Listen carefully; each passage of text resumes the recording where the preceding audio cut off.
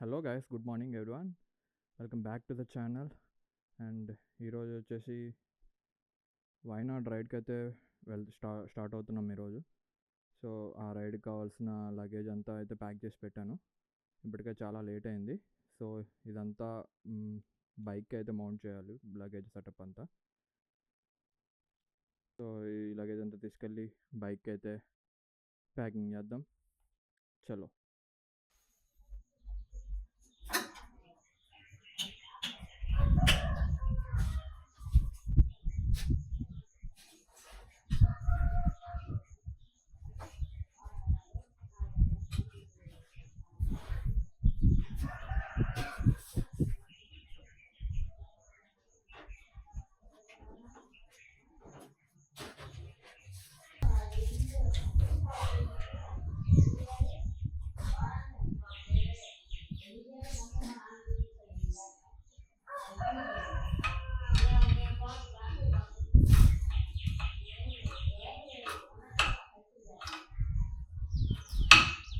మొత్తానికి luggage packing చేసిన తర్వాత మన బైక్ అయితే ఇలా ఉంటుంది. సీ గాయ్స్, చలో ఇంకా రైడింగ్ గేర్ అయితే వెంటనే వేసుకొని స్టార్ట్ అయితే చేద్దాం. మొత్తానికి లగేజ్ ప్యాకప్ అంతా అయిపోయింది అండ్ రైడింగ్ గేర్ కూడా వేసేసుకున్నాను. ఇంకా ఇంజన్ అయితే కొంచెం వార్మ్ చేసి ఇంకా స్టార్ట్ చేయడమే రైడ్ని. Side stand down.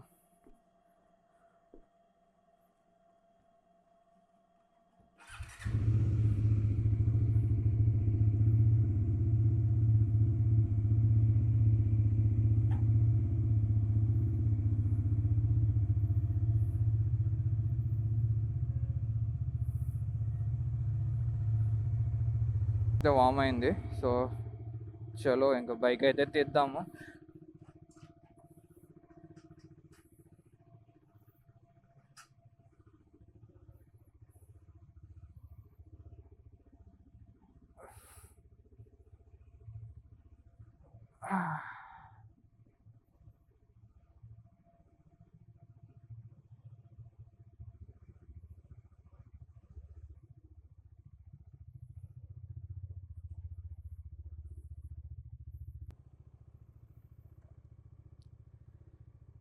ఓం నమ శివాయ. Good morning everyone. ఈరోజైతే మనం వైనాడ్ రైడ్కి అయితే వెళ్తున్నాము. ఎన్ని రోజులు అనేది అయితే ప్లాన్ అయితే చేసుకోలేదు. మ్యాక్సిమం వీలైనంత వరకు అక్కడ ప్లేసెస్ కవర్ చేసుకొని రావడానికి అయితే చూస్తాను. బైక్ అయితే మొత్తం రెడీ, చైన్ లూప్ కూడా నేనే చేసి పెట్టేశాను. ఈరోజు మనం వెళ్ళే రూట్ వచ్చేసి ఒంగోలు టు తిరుపతి, తిరుపతి నుంచి బెంగళూరు వయా మైసూర్ నుంచి బందీపూర్ ఫారెస్ట్ మీదుగా వైనాడ్ అయితే రీచ్ అవుతాం. అది రూట్ మ్యాప్స్ అయితే పెట్టుకోలేదు. ఆల్మోస్ట్ తిరుపతి వరకు ఓకే, నో ప్రాబ్లం. మ్యాప్స్ అయితే అవసరం ఉండదు. ఈ హైవే మీద వెళ్ళిపోవచ్చు. నాకు రూట్ కూడా ఐడియా ఉంది. తిరుపతి దాటిన తర్వాత అయితే మ్యాప్స్ పెడతాను. ఇప్పటికే చాలా లేట్ అయ్యింది. యాక్చువల్లీ నేను 5కే స్టార్ట్ అవుదాం అనుకున్నా, కానీ పొద్దున్నే లేవడం కష్టం అయ్యి సో లేట్గా లేచాను. అండ్ ఈ లగేజ్ ప్యాకింగ్ చేసేలేకి చాలా టైం పట్టింది. ఎనీవే పర్లేదు, మరి అంత లేట్ ఏం అవ్వలేదు. 6 కల్లా స్టార్ట్ అయ్యాము. ముందరగా బైక్ గ్రూప్ అయితే కనపడింది, చూద్దాము వెళ్ళి ఆ గ్రూప్ ఏందో. ఈ మధ్య ఒంగోలులో కూడా రైడ్స్ అయితే చేస్తున్నారు కొంతమంది గ్రూప్స్గా. మేబీ వాళ్ళ లేకపోతే వేరే గ్రూప్ చూద్దాము పోయి.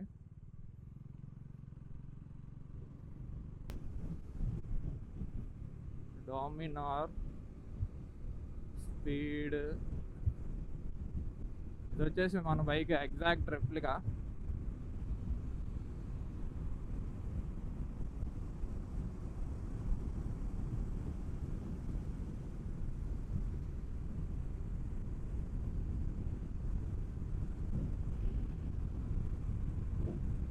అపాచీ.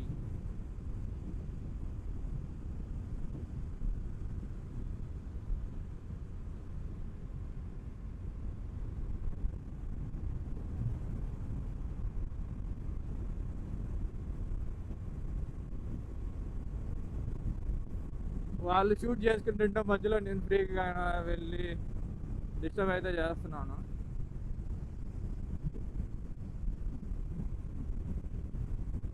హిమాలయాన్ 300 Z900 ఉంది.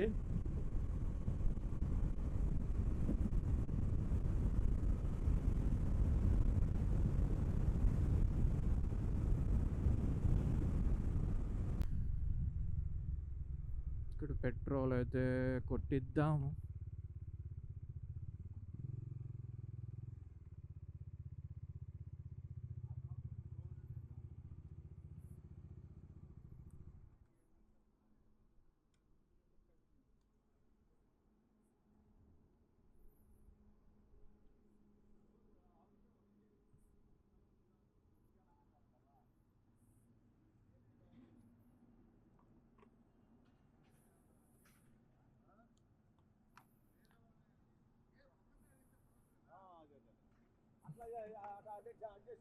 ఫుల్ ట్యాంక్ మామూలుది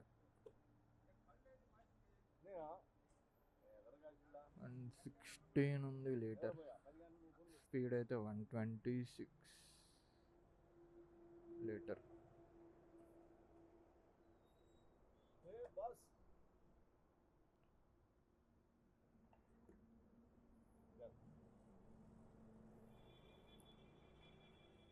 మొత్తం 921 అయితే అయ్యింది ఫుల్ ట్యాంక్కి. నేను ఆల్రెడీ ఒక 4-5 లీటర్స్ ఉంటుంది. ఎందుకన్నా మంచిదిలే అని చెప్పి ఫుల్ ట్యాంక్ అయితే చేయించాను. అండ్ దీనికి వచ్చి ఈ డామినర్ బైక్ వచ్చేసి ఇది కూడా మెటల్ ట్యాంక్ ఉంటే బాగుండు అనిపించింది ఇలాంటి టైంలో. లైక్ ఎందుకంటే ప్రతిసారి ఈ క్లిప్స్ పెట్టుకోలేక అల్లాడాలి. అది మెటల్ ట్యాంక్ ఉంటే మ్యాగ్నెట్ ట్యాంక్ బ్యాగ్ కొనుక్కొని జస్ట్ అలా ప్లేస్ చేసుకుంటే చాలు. కొత్తగా వచ్చిన డామినార్ 350లో అన్న మెటల్ ట్యాంక్ ఇచ్చి ఇస్తాడేమో అని అనుకున్నాను. కానీ అది కూడా ఏం చేంజెస్ అయితే చేయలేదు, సేమ్ ఇచ్చేసాడు. బట్ అందులో ఫీచర్స్ అయితే బాగున్నాయి. ఒకసారి అయితే నడపాలి ఆ బైక్. అయితే టంగుటూర్ టోల్ ప్లాజా. ఈ టోల్ ప్లాజాకి ఒక స్పెషాలిటీ అయితే ఉంటుంది. టోల్ ప్లాజా పైన రెస్టారెంట్ అయితే ఉంటుంది, సదరన్ స్పైస్ అని. ఇక్కడ ఉన్న అంతకుముందు వేరేది ఉండేది, ఇప్పుడు సదరన్ స్పైస్ అని చెప్పి మార్చారు. ఆ స్పెషాలిటీ అన్నాను కదా, స్పెషాలిటీ ఏంటంటే ఇండియా మొత్తంలో టోల్ ప్లాజా మీద ఎక్కడ రెస్టారెంట్స్ అయితే ఉండవు, ఇక్కడ ఒక చోటే రెస్టారెంట్ ఉంటుంది. అదే దీని స్పెషాలిటీ. చిన్న తుప్పరా. ఈరోజు ఏందో ఆకలి అయితే బాగా వస్తుంది, తినాల్సిందే ఇంకా, లేకపోతే కష్టమే. రోజు ఈ టైంకి అసలు ఆకలి లేదు, కానీ ఈరోజు చాలా ఘోరంగా ఉంది. ఆ కడుపులో సౌండ్స్ వస్తుంటాయి, ఇది అరుస్తుంటాయి, అలా ఉంది సిచ్యువేషను. ఇక్కడైతే తిన్నాము, ఇక్కడ ఏదో ఉంది హోటల్.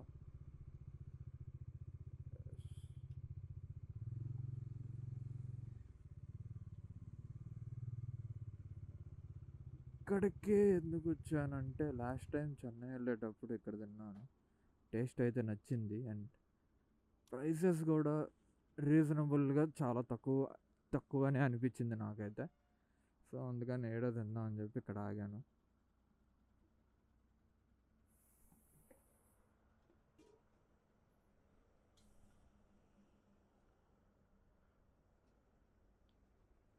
బాబాయ్ ప్లేన్ దోశ. ఇప్పుడే బ్రేక్ఫాస్ట్ అయితే అయిపోయింది, ఒక దోశ అయితే తిన్నాను, సరిపోయింది ఒక దోశ. దాని కాస్ట్ 25 రూపీస్. బెటరే, తక్కువ రేటే. అండ్ వాన అయితే తగ్గట్లేదు, వేడ బాగానే పడుతుంది. సో ఇంకా ముందులో ఇంకా పెద్దదేమన్నా అయితే అని చెప్పి ఇంకోసారి రెయిన్ కోట్ కూడా వేసేసుకున్నాను. సో చలో బ్రేక్ఫాస్ట్ అయితే అయిపోయింది. ఇంకా మధ్యాహ్నం లంచ్ అయితే ఇంకేం చెయ్యను. మధ్యలో ఎక్కడన్నా ఆగుతాను ఆఫ్టర్నూన్ టైంలో. ఇంకా ఆగేదేమీ లేదు.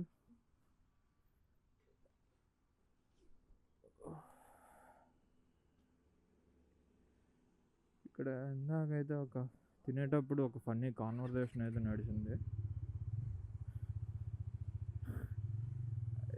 ఈ ఖాళీ ప్లేస్ ఏదైతే ఉందో అదంతా లారీ కోసం. మామూలుగా అయితే ఎండగా ఉన్నప్పుడు బాగా దుమ్ము లేస్తుంది. ఆ దుమ్ము లేకుండా ఉండడానికి నీళ్ళు స్ప్రే చేస్తూ ఉంటారు, స్ప్రింకిల్ చేస్తా. కానీ ఆ షాప్లో ఆవిడ ఏంటంటే ఇంతలో వాన పడుతున్నా వాటర్ పైప్ పెట్టి మొత్తం తడుపుతూ ఉంది. ఆ షాప్ ఓనర్ వచ్చి తిట్టాడు ఆవిడని, ఇందులో వాన పడుతుంటే మళ్ళీ నీళ్ళు కొడతావు ఏందని. దానికి ఆవిడకి కోపం ఎక్కి వాళ్ళిద్దరికి పెద్ద ఆర్గ్యుమెంట్ జరిగింది ఫన్నీగా. అదైతే రికార్డ్ చేయలేదు. ఆ టైంలో నేను తింటా ఉన్నాను ప్రశాంతంగా. ఆ గొడవ చూస్తా మంచిగా ఎంటర్టైన్ అవుతా తిన్నాను. ఏందో కూల్ డ్రింక్ ఫ్యాక్టరీ లాగా ఉంది ఆ కేసులన్నీ చూస్తుంటే.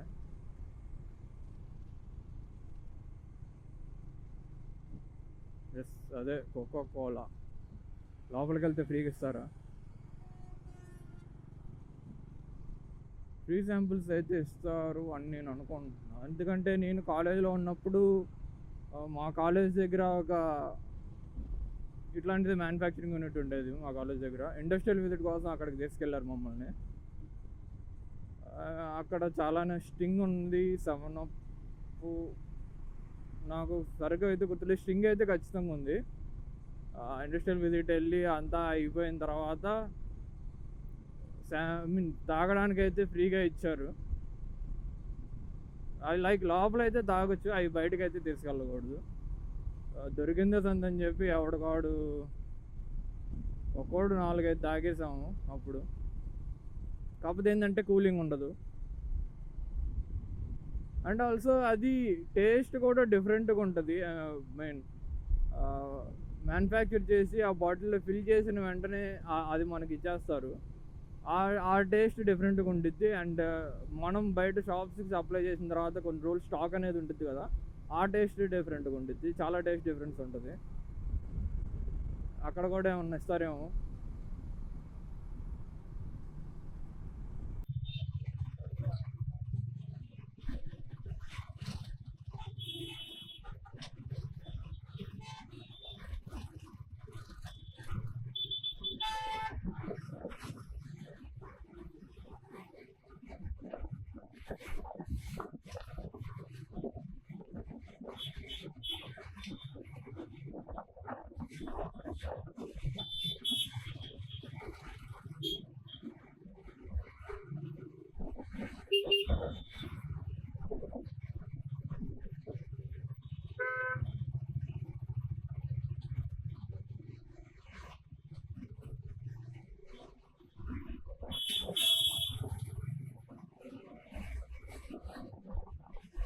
అయితే నేనైతే అస్సలకి రాను. రోడ్డు మీద ట్రాఫిక్ సిగ్నల్స్ అన్నీ అర్థం కావట్లేదు. ట్రాఫిక్ సిగ్నల్స్ అన్నీ కలిపేసిన తర్వాత రోడ్డు వేసారు, అర్థం కావట్లేదు.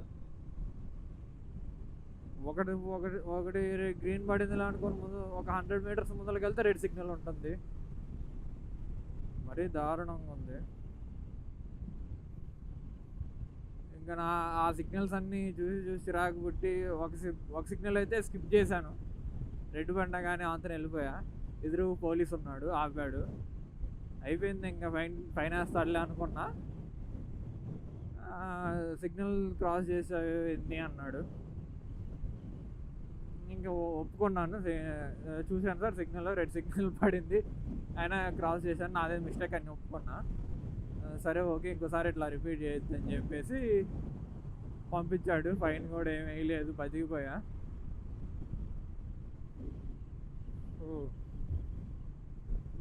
నెక్స్ట్ టైం అసలు బెంగళూరు అనేది అయితే నేను ఏదైనా ట్రిప్కి రైడ్కి వెళ్ళినప్పుడు బెంగళూరు అనేది మాత్రం నేను వెళ్ళే రూట్లో లేకుండా చూసుకుంటాను.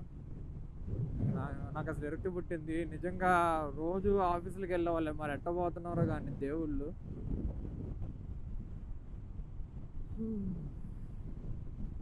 ఇంకా 176 కిలోమీటర్స్ ఉంది.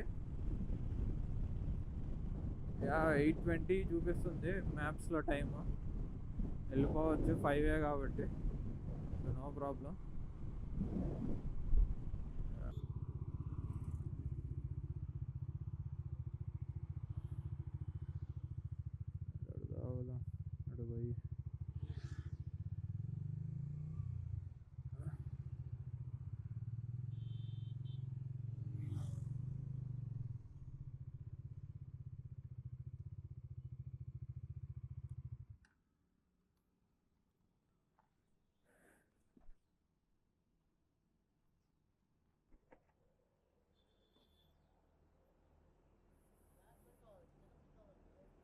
నాకు కాఫీ ఉందా? కాఫీ, ఓ కాఫీ.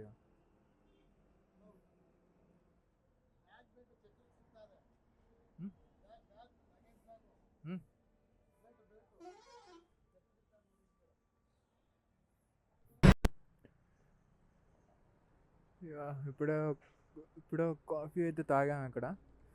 అండ్ ఇంకా జస్ట్ మిస్ పెట్రోల్ బంక్లో పెట్రోల్ ఫిల్ చేయించుకున్నాక ట్యాంక్ బ్యాగ్ది క్లిప్ అయితే పెట్టలేదు. క్లిప్ మర్చిపోయాను, అది కిందకి ఎలా ఆడుతూ ఉంది. జస్ట్ మిస్, అది చైన్లో కనబడి ఉంటే నాకు దోళ్ళు తీరిపోయేది. ఇక్కడికి వచ్చాక ఒక అంకుల్ అయితే చెప్పాడు అది కింద పడిందని చెప్పి. సో అయిపోయింది మొత్తంకి.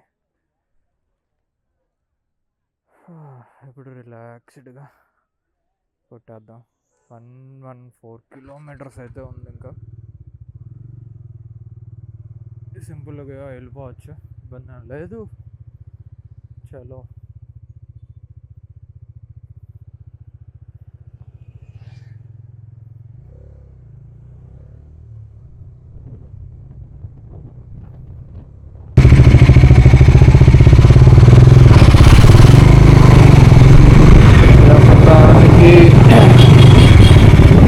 పేట అనే ప్లేస్కి అయితే రీచ్ అయ్యాము. అంటే నేను ఇక్కడ స్టే చేద్దాం అనుకుంటున్నా. స్టేలోకి 8:20 అయింది. ఇక్కడికి రీచ్ అవ్వడానికి దారి అయితే అంత ఈజీగా అయితే లేదు. డబుల్ రోడ్డే, అది ఫారెస్ట్ అర్థం కాలేదు, లేకపోతే పక్క రిమోట్ ఏరియాస్ అర్థం కాలేదు. సో చాలా చిన్నగా రావాల్సి వచ్చింది. చూద్దాం. స్టే కోసం అయితే ఒక హాస్టల్ అయితే చూశాను, వెళ్ళి చూడాలి ఎలా ఉందనేది. అంతా ఓకే అనుకుంటే ఇంకా అందులో ఉంటాను, ఇంకా నచ్చకపోతే హోటల్లో ఇంక రూమ్ అయితే తీసుకుంటాను. రూమ్ అయితే ఇది. ఈ రూమ్ వచ్చేసి 600. మార్నింగ్ చెకౌట్ చేసేస్తాను చెప్పాను. సో 600 ఇచ్చాడు. పర్లేదు, ఓకే బాగానే ఉంది. మరి అంత వర్స్ట్గా ఏం లేదు, ఇంకా అడ్జస్ట్ అవ్వడం. ఎందుకంటే మంచి రూమ్స్ అయితే దొరుకుతాయి, కానీ నాకు తిరిగే ఓపిక అయితే లేదు. సో ఇంక ఇందులోనే అడ్జస్ట్ అవ్వాలి. ఇంతటితో వీడియో అయితే ఎండ్ చేస్తున్నాను.